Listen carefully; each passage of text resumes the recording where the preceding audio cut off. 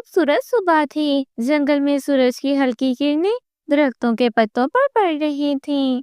मुनमुन चिड़िया अपनी बेटी परी के साथ एक छोटे से घोंसले में बैठी हुई थी कि तभी परी अपनी मम्मा से कहती है, मम्मा, मुझे बहुत भूख लग रही है। मेरे पेट में तो चूहे नाच रहे हैं मम्मा। अरे परी बेटी, आज तुम्हें इतनी जल्दी भूख लग गई? अभी कुछ देर पहले ही तो हम दोनों भोजन खाकर हटे हैं। हाँ मम्मा, लेकिन पता नहीं मुझे फिर से भूख लग गई है। अच्छा परी बेटी, तू फिक्र मत करो, मैं फिर से तुम्हारे लिए जाकर भोजन ले आती हूँ। तुम घोंसले से बाहर मत जाना। ठीक है मम्मा, आप बेफिक्र होकर जाएं, मैं घोंसले से बाहर नहीं जाऊंगी। मम्मा चिड़िया अपनी बेटी परी के लिए भोजन ढूंढने के लिए घर से निकल पड़ती है कि तभी अचानक मम्मा चिड़िया की नजर पिंकी कौवी के घोंसले पर पड़ती है। पिंकी कौवी अपना सोने का हार लेकर अपने घर के बाहर बैठी हुई थी। अरे वाह, ये हार तो बहुत ही सुंदर है। माँ ने मुझे ये हार बहुत प्यार से बना कर दिया है। मुझे अपने इस हार को बहुत संभाल कर रखना होगा। पिंकी कवि मन ही मन में ऐसा सोच रही होती है कि तभी अचानक पिंकी कवि की नजर मम्मा चिड़िया पर पड़ती है। अरे मुनमुन बहन, इधर आओ। ये देखो, मेरी माँ ने मुझे सोने का हार बनवा कर दिया है। जरा इधर आकर देखो तो सही। मुनमुन चिड़िया पिंकी कवि के कहने पर वहां आ जाती है। अरे वाह पिंकी बहन, ये हार तो वाकई बहुत खूबसूरत है। लेकिन पिंकी बहन, आपको ये हार इस तरह घर से बाहर नहीं लेकर आना चाहिए था। अगर किसी चोर को पता चल गया कि आपके पास सोने का हार है तो वो आपकी इस हार को छोड़ेगा नहीं। हाँ हाँ चिड़िया, मैं जानती हूँ, घर की लाइट बंद है, इसलिए मैं घर के बाहर आकर देख रही थी। अभी कल ही माँ मुझे ये सोने का हार देकर गई है। माँ ने ये हार बड़े प्यार से मुझे बनवा कर दिया है। अच्छा पिंकी बहन, मैं चलती हूँ। मैं आज अपनी बेटी परी के लिए भोजन ढूंढने के लिए आई थी। अच्छा अच्छा ठीक है, जाओ तो अपना भोजन ले आओ। मम्मा चिड़िया वहां से उड़कर अपनी बेटी परी के लिए भोजन ढूंढने के लिए चली जाती है।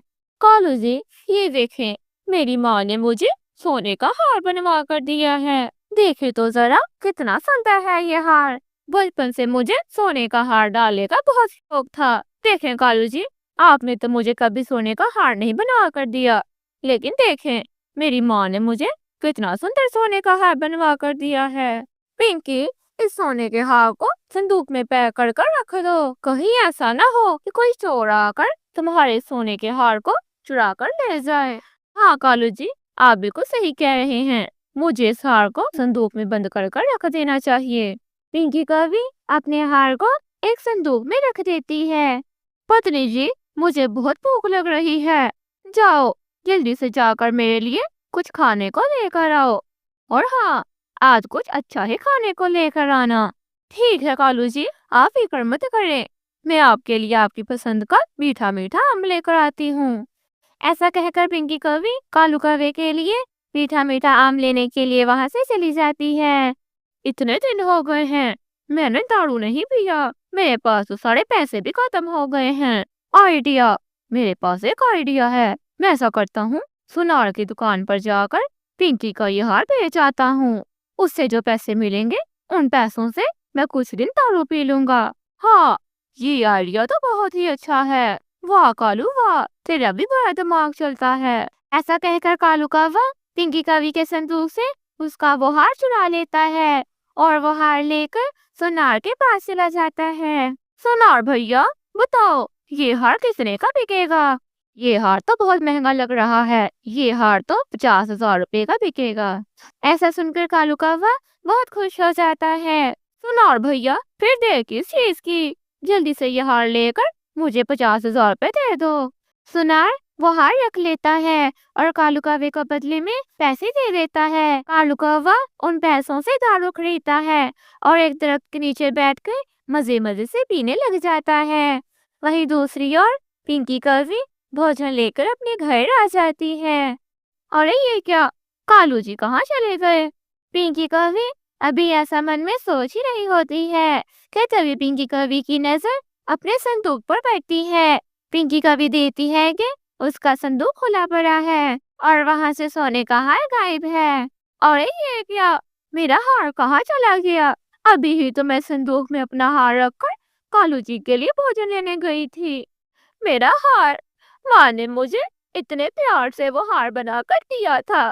दूसरी तरफ कालू कौवा दारू पीकर अपने घर वापस आ जाता है। कालू जी, कालू जी, मेरा हार न जाने कहाँ चला गया। मैं अपना हार आपके सामने ही तो इस संदूक में रख कर गई थी। पत्नी जी, मैं तो बाहर ताजा हवा खाने के लिए गया था। मुझे तो लगता है हमारे जाने के बाद कोई पक्षी तुम्हारा हार चुरा कर ले गया है। लेकिन कालू जी, कौन कौन ऐसी हरकत कर सकता है? पिंकी जी, तुमने अपने हार के बारे में भला किसको बताया था? कालू जी, अभी तो मैंने सिर्फ आपको और चिड़िया को अपने हार के बारे में बताया था। पिंकी जी, फिर जरूर वो चिड़िया ही तुम्हारा हार चुरा कर लेकर गई है।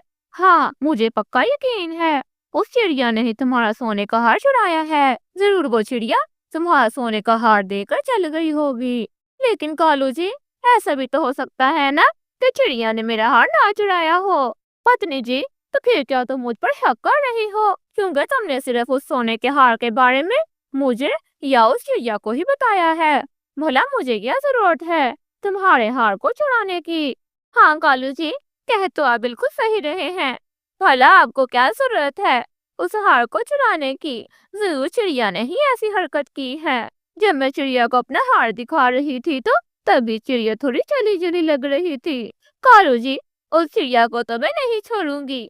ऐसा कहकर पिंकी कवि मुनमुन चिड़िया के घर की तरफ चली जाती है। पिंकी कवि मुनमुन चिड़िया के घर के बाहर आकर जोर जोर से दरवाजे पर दस्तक देने लग जाती है। चिड़िया, बाहर निकलो, बाहर निकलो। पिंकी कवि की आवाज सुनकर मुनमुन चिड़िया घर से बाहर आ जाती है। अरे पिंकी बहन, आपको क्या हो गया? आप इतनी गुस्से में क्यों लग रही हैं? चिड़िया, ज्यादा भोली बनने का नाटक मत करो, मुझे मेरा हार वापस करो। अरे पिंकी बहन, ये आप कैसी बातें कर रही हैं? भला मुझे क्या जरूरत है आपके हार को चुराने की? कुछ दूर बैठा मिठू तोता ये सब कुछ सुन रहा होता है। मिठू तोता जल्दी से वहां से उड़कर उन दोनों के पास आ जाता है। पिंकी बहन, क्या तुमने चिड़िया बहन को हार चुराते देखा था जो तुम उस पर चोरी का इल्जाम लगा रही हो? नहीं, मैंने चिड़िया को हार चुराते नहीं देखा, लेकिन मेरे सोने के हार के बारे में चिड़िया और कालू जी को ही सिर्फ पता था। कालू जी तो ऐसी हरकत नहीं कर सकते। तो फिर कौन बचा? ये चिड़िया ही ना। इस चिड़िया ने ही मेरा हार चुराया है। इस चिड़िया को तो मैं नहीं छोड़ूंगी। पिंकी बहन, तुम इस चिड़िया पर इस तरह इल्जाम नहीं लगा सकती। मैं मुनमुन चिड़िया को बहुत देर से जानता हूँ। ये चिड़िया ऐसी नहीं है। चिड़िया बहन तो बहुत ईमानदार है। पिंकी बहन, तो फिक्र मत करो, मैं तुम्हारे चोर का पता लगाऊंगा। आखिर किसने तुम्हारा हार चुराया है?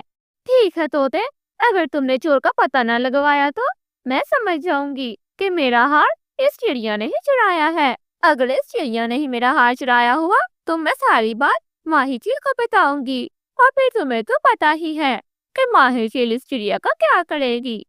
अच्छा अच्छा ठीक है, जो तुम्हारा मन करेगा फिर कर लेना। अभी तुम यहाँ से जाओ।